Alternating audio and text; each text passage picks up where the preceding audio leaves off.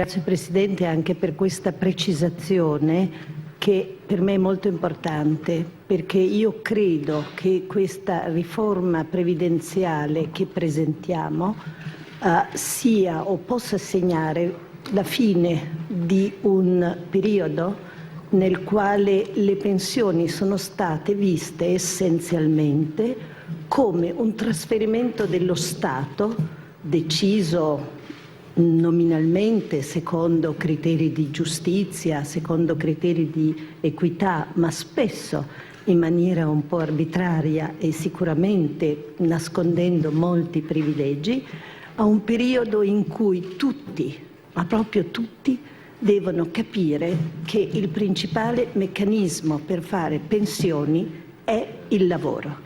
Quindi questa è la riforma delle pensioni, ma la riforma del mercato del lavoro completerà questo primo pezzo, viene prima per necessità, per vincoli finanziari, e ci sarà, siccome non possiamo pensare che tutti nella vita possano essere fortunati da avere un adeguato livello di risparmio, di contributi, noi diremo che gli ammortizzatori sociali sono parte integrante di questo pacchetto. Allora, a ispirare questa riforma sono esattamente i criteri di equità tra, ma anche entro le generazioni. Tra generazioni vuol dire essenzialmente evitare la vecchia pratica di promettere a qualcuno presente oggi, trasferendo l'onere di questa promessa a qualcuno che oggi conta poco o magari che non c'è ancora, cioè le generazioni future. Vogliamo l'equità entro le generazioni e quindi vi posso assicurare che abbiamo passato al setaccio il sistema pensionistico nel suo complesso per cercare di individuare delle posizioni differenziate che però potevamo chiamare privilegi e attenuare o eliminare questi privilegi. Ma volevamo anche affermare il principio, vi ho detto, della pensione come risultato del lavoro, e questo vuol dire un metodo uniforme di calcolo della pensione. Vuol dire che la pensione si calcola grosso modo per tutti secondo la stessa formula. Questa formula, che ormai sapete si chiama metodo contributivo, dice due cose fondamentali: che nessun euro di quelli che i lavoratori contribuisce al sistema deve essere perso. Quindi c'è un implicito forte richiamo a eliminare il lavoro nero, e gli euro versati da giovani contano di più perché stanno di più, capitalizzano di più, come si può dire in gergo tecnico. E la seconda cosa è che se si va in pensione prima, la pensione è un po' più bassa. E qui mi leggo all'altro principio, metodo contributivo, vi ho detto, l'altro principio, che è la flessibilità nel pensionamento. Io trovo abbastanza paradossale che lo Stato, che non ci dice quando dobbiamo comprare la casa, quando dobbiamo sposarci, quando dobbiamo fare figli, però ci debba dire quando dobbiamo lasciare il lavoro. Noi vogliamo reintrodurre una flessibilità e a questa flessibilità accompagnare incentivi al proseguimento dell'attività lavorativa. Incentivi che per qualcuno varranno, per altri magari per considerazioni familiari, personali, non varranno, ma sarà libero il pensionamento a partire da un'età minima. Quindi questo vuol dire che c'è un pensionamento dettato da un'età minima e da una fascia di flessibilità che induce al proseguimento, che incentiva al proseguimento.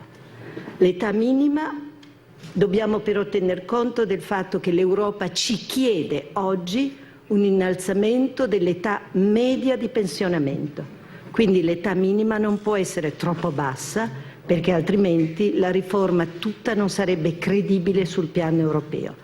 Questo vuol dire che noi abbiamo dovuto alzare l'età minima per le donne e l'abbiamo portata a 62 anni, con una fascia di flessibilità che va fino a 70.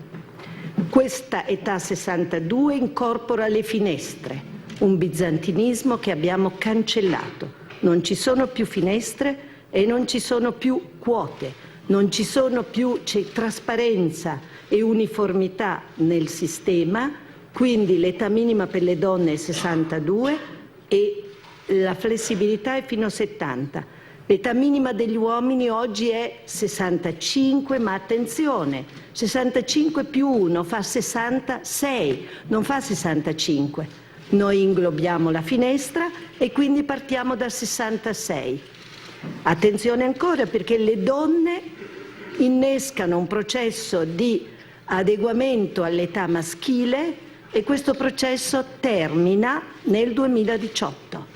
Nel 2018 perciò l'età minima per accedere al pensionamento sarà 66 e questo di nuovo è coerente con l'impegno preso dal precedente governo di portare l'età media di pensionamento a 67 entro il 2026. Noi anticipiamo, ma la crisi finanziaria non si è allentata, anzi si è aggravata.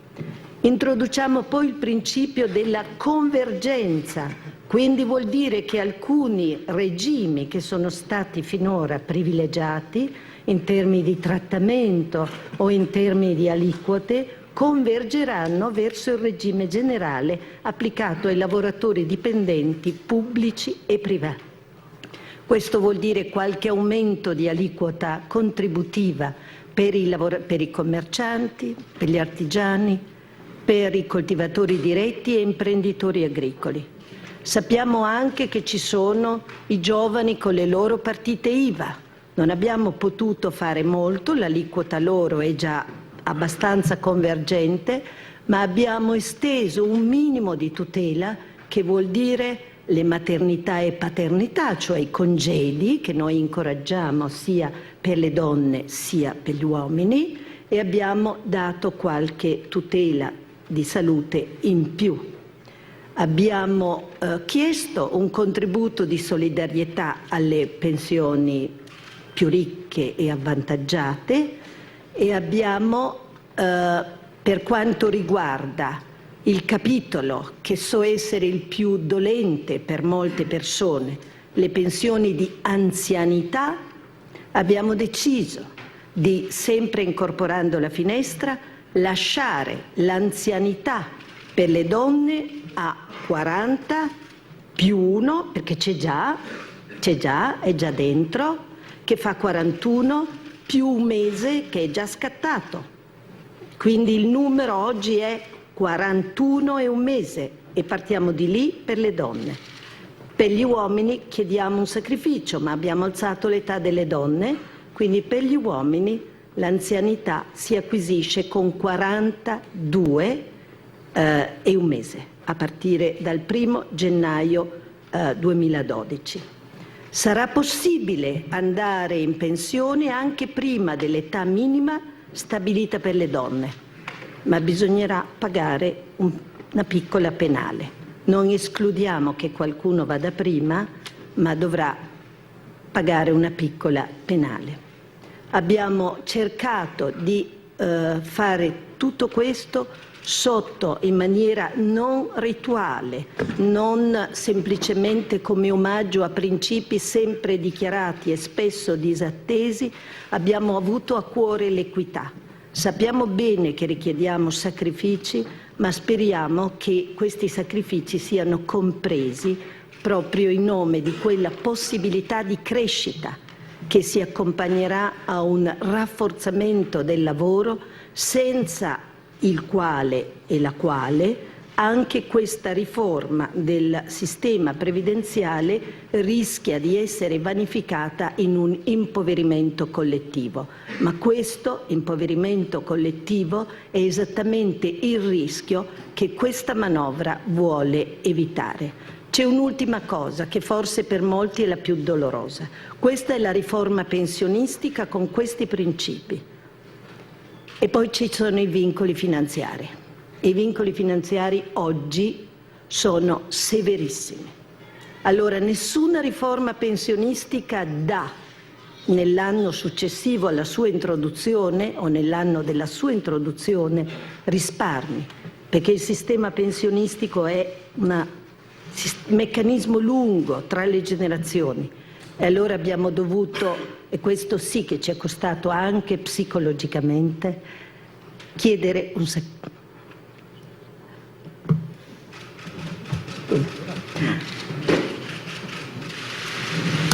Credo che stesse per dire sacrificio, come avete capito.